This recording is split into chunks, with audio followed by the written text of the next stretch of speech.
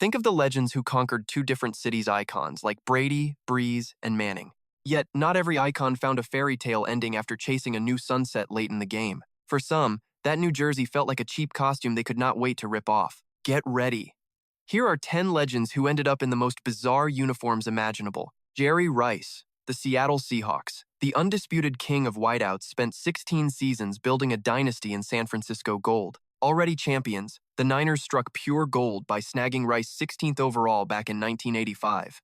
From that moment on, Rice became the heartbeat of the entire franchise. He carried them to 3 rings during a career destined for the Hall of Fame. But as the glory faded and Terrell Owens rose, the torch began to flicker. After 16 historic winters, the front office made the unthinkable move and cut him. To his credit, Rice caught fire again across the bay with the Raiders. He dropped 2,000-yard seasons and dragged them to Super Bowl 37 before falling to Tampa. Oakland served as a respectable second chapter for the legend, but that trade to Seattle in 2004? It felt wrong from the very first snap. Look, we all know the Seahawks are a powerhouse franchise today. 4 conference titles and 2 rings over the last 20 years prove their elite status. But you have to realize how bleak things were in Seattle before 2005. Before that season, the team had not tasted a playoff victory since 1984. Their luck only turned in 2002 when league realignment pushed them into the NFC. Seeing Rice land in the Pacific Northwest was a total fever dream. The greatest of all time looked like a complete fish out of water in those colors. He managed 25 catches for 362 yards before retiring in 2004. Emmitt Smith, the Arizona Cardinals. Ask a modern fan where the Rushing King played his final 2 seasons. You cannot blame them if they swear he never left the Dallas Cowboys. Barely 10% of fans would ever guess he actually finished in Arizona. The all-time rushing leader was the engine behind that 3-ring Cowboys dynasty of the 90s. For 13 years, he was the literal pulse of America's team. Even in his Dallas twilight, Smith ground out 975 yards and 5 scores. It was the first time since his rookie year that he missed the 1,000-yard mark. Seeing the end was near, Dallas made the brutal call to release him in 2003. Arizona shocked the world by snatching the veteran up on a 2-year deal. Injuries turned his first year in the desert into a total wash. But during his final act in 2004, the King found his legs one last time, hitting 937 yards and 9 scores. It has been over 2 decades since his last NFL carry, yet that Cardinal red still looks fake on him. Now, let's look at Johnny Unitas. Long before the era of Montana, Manning, or Brady, Unitas was the undisputed god of the NFL gridiron. After Pittsburgh passed on him, he transformed the Baltimore Colts starting in 1956. By the next year, he was a Pro Bowler leading the league in every major category. The Golden Arm became the absolute standard for quarterback excellence. He bagged 3 MVPs and secured 3 world championships for the city of Baltimore. That victory secured the Colts' inaugural Lombardi Trophy, toppling the Dallas Cowboys in Super Bowl V.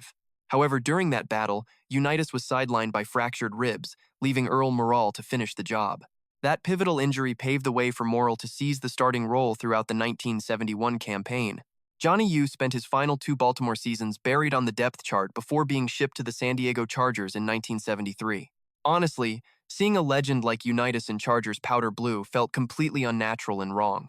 He plummeted from being the icon of an NFL powerhouse to an afterthought on a struggling San Diego roster. To make matters even more painful, he was a mere shadow of his former self in 1973, completing only 44.7% of his throws with 7 picks. Ultimately, the flailing Chargers handed the offense to a young future legend named Dan Fouts. The rest is history.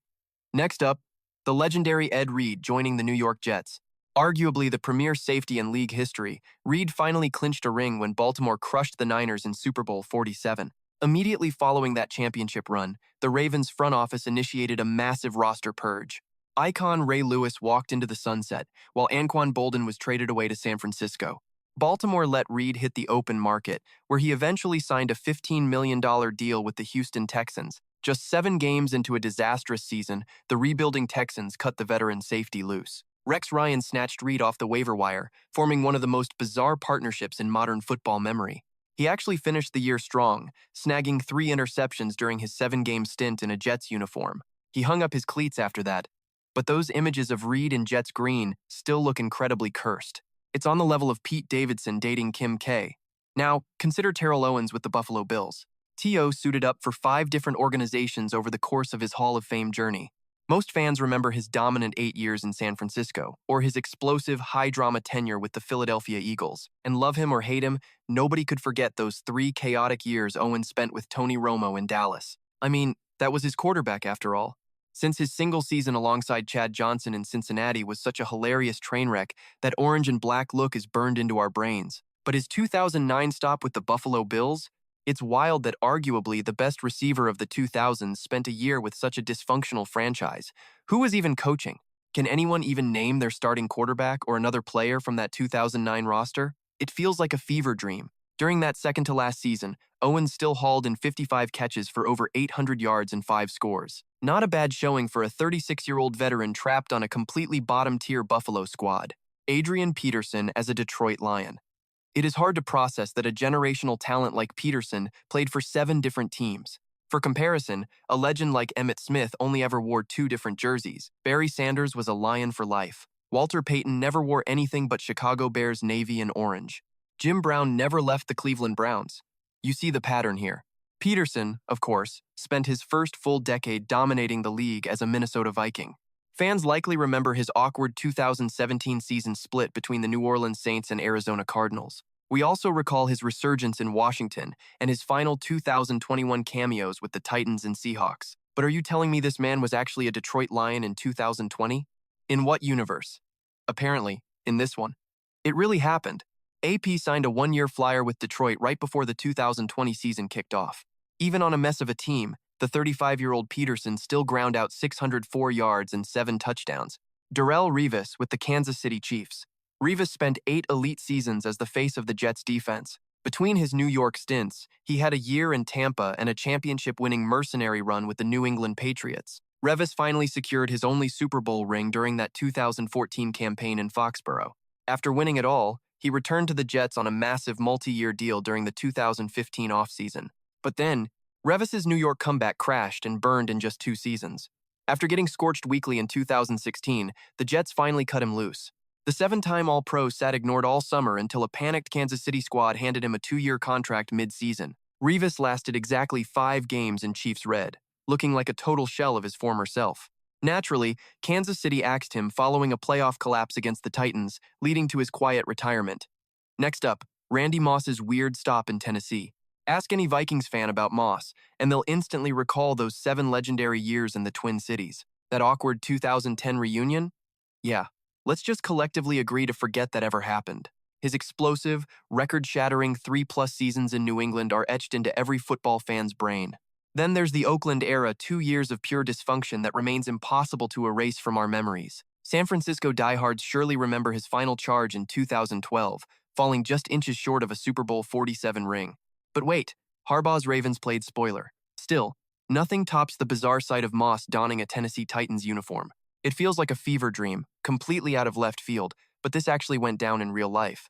This isn't fan fiction. After a failed midseason trade back to Minnesota in 2010, the Vikings dumped him, leaving the Titans to grab him off waivers. He finished with a pathetic 6 catches for 80 yards, 0 scores.